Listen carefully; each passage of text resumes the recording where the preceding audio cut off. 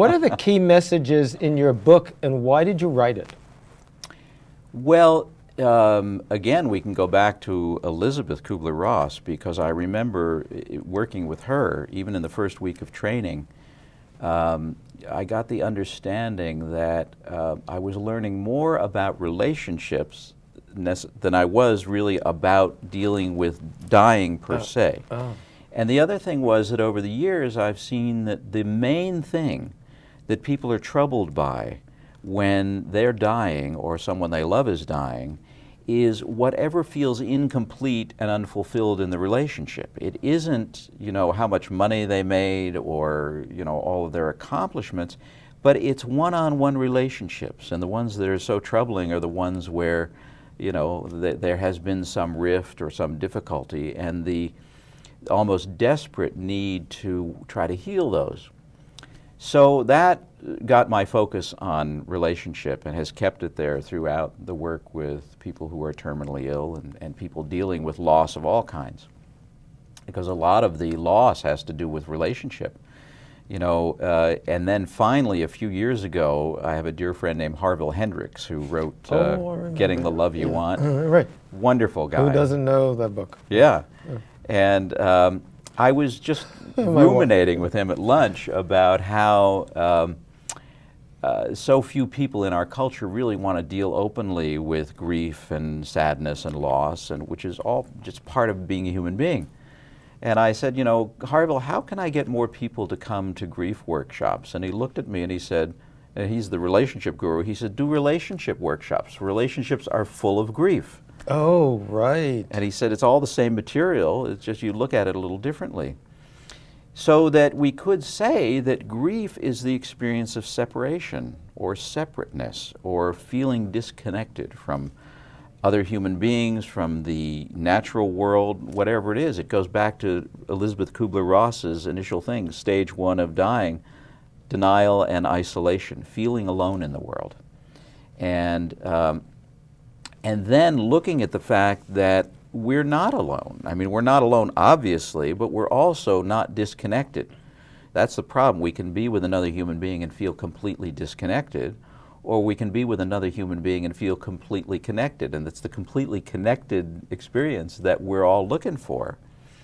But what is it that prevents us from having that? And then we go one step back and say, behind our forms in quantum physics and quantum mechanics, we understand that there is only one energy in the entire universe. The whole universe, the physical universe, is made of one light. It's one energy. It's all the same thing. This sofa, the walls, the ceiling, outside, the trees, the grass, the flowers, they all look different. We look different. But if we were able to look at our forms through electron microscopy or whatever, electron microscope, we would see that it's all energy, dancing light, moving in and out of forms. And it's all, when you refine it back to its primary form, there's only one of it. And so when we used to say in the 60s, we're all one, it's literally true. Right. It's literally true. And we experience the connections, for instance, in just like ESP kind of communications, where you think of someone you haven't thought of in years, and a second later the phone rings and they're calling you. All the time in Maui. Yeah. Well, there you go. I mean, that's one simple experience that most human beings have. Or you talk to something that mothers often experience, is that even if their child is at a distance, they know if something's wrong, if the child has a problem. Now, fathers can experience that, friends and brothers and sisters can experience it, but something that mothers are very tuned to. So there's obviously this interconnection of our consciousness and our beings. If that's the primary reality, then what is it in us that makes us separate, that makes us not be able to get along with other human beings? And so the book really explores the grief that's created by expectation. The grief that's created by, if I look at you and I say, I wish you were different than you are, and then we could be friends, or then we could be in love, or whatever it is. Well, that's my mind setting up a condition that's separating me from you. It isn't that you're who you are, it's my mind saying I don't accept who you are. So, it's like, to cut to the chase, I was writing in the new book about a couple whose marriage I participated in a number of years ago. And they were having a hard time deciding what their wedding vows were going to be. And finally they came down to it that they were going to have one vow that they were going to share with each other, and that vow was, I take you as is. Now that's not usually what's happening in most relationships. Right. Most relationships we get together and we're saying, well, I like the way you look, but your behavior is a little odd, but I know I can cure you if, when you're around my love and my devotion, and I can just sort of readjust you a little bit, make you into something else. That's the problem in relationships. And that's also coming from our cultural training, which trains us to look for happiness outside ourselves. In other words, something has to make me happy. Another person is going to make me happy, or a new job is going to make me happy, or more money is going to make me happy, or, and I mean, I know lots of wealthy people. Most of them are among the most unhappy people I know. Yeah, that's what my book's about. Uh-huh. Yeah, I mean, being in Silicon Valley with billionaires. Right. And I mean, I look around there, they're not happy. It's not going to keep you from getting sick or dying or stressed out. And so it's kind of like time to simplify.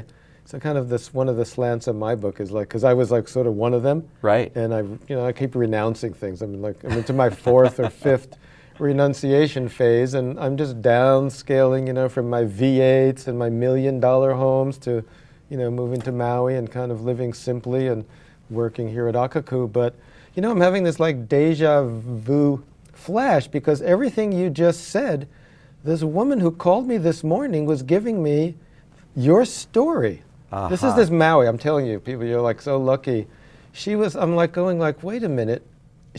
We got into the same thing. She kept telling me, Ravi Das, you're not going to be happy if you keep looking outside, and I'm talking about relationships, and I'm going like, this is like somebody's redoing this reel. She said exactly what you're saying, and she only called to tell me that she's opening a restaurant, and I said, I got to take a shower because I got to go to a TV show. Uh-huh. And we started getting into this stuff, and I'm going like, well, that's all very interesting. And I said, you know what? I don't care about relationships anymore. They're too much work for me. I'm devoting myself everything outside, because all I do in a relationship is what you just said. Uh-huh. Adjusting, worrying. Right. Is it going right? Is it going wrong? And I says, I'm going to just turn on a CD of like Tina Malia. She's my girlfriend. Uh-huh. I listen to these like CDs and I go, somebody's in the house, I'm happy. But it's like this replay, and I'm telling you, people, you are getting so much good advice from John, and we're not done yet, but it's like it's just the stuff you want to hear, because I don't even want to get into my, I talk to my ex-wife every now and then, but I don't want, that one was really a mystery. But we want to know more tell us more in depth about the book, because it sounds like your experience, your life, the business, the seminars, and then, we can get into some grief and dying. But this relationship, I'm really fascinated by relationship and dying. And why I'm always like, this is sort of the second show I'm doing about death and dying. And I think it's because you said, what I heard you say another night was, we don't want to talk about it. Right. Yeah, Right. We don't even want to talk about our living relationships. I had that experience. It's like, I can't talk to her. Uh-huh. We got so far away from the connection, I couldn't get back to where I could see her and talk, and it was just, well, I'm drifting off in space, and you're drifting off in space, and I'm just going to cut that, like the 2001, the robot cuts. That's what happened. Yeah. I could not figure out how to repear the and spaceship. It's heartbreaking. It's heartbreaking. Oh yeah, it's like 2 years now, so I'm just kind of, I'm always looking outside. And this woman on the phone is telling me, Ravi, you got to look inside, Yeah, so it's just what you're saying, but we want to know more. How do you do that? That's the... Well, the interesting thing is first to recognize it, I think, that, and the way to do that is to start to realize that the experience of happiness, whenever we have it, whatever causes it to manifest in our beings, it's happening inside us, you know? I mean, and what happens is, if it happens in the presence of another human being, we call that falling in love, right? So you have this ecstatic feeling that you've never had in anyone else's presence. And suddenly it's like, wow, this is great. This is what I was born to feel. This is, it's just joyous. Now, I better know where that person is all the time, because you know what it is we start to act like a drug addict in relationship. That is, that person, in our minds, we say, well, I can't have this experience without them in my life.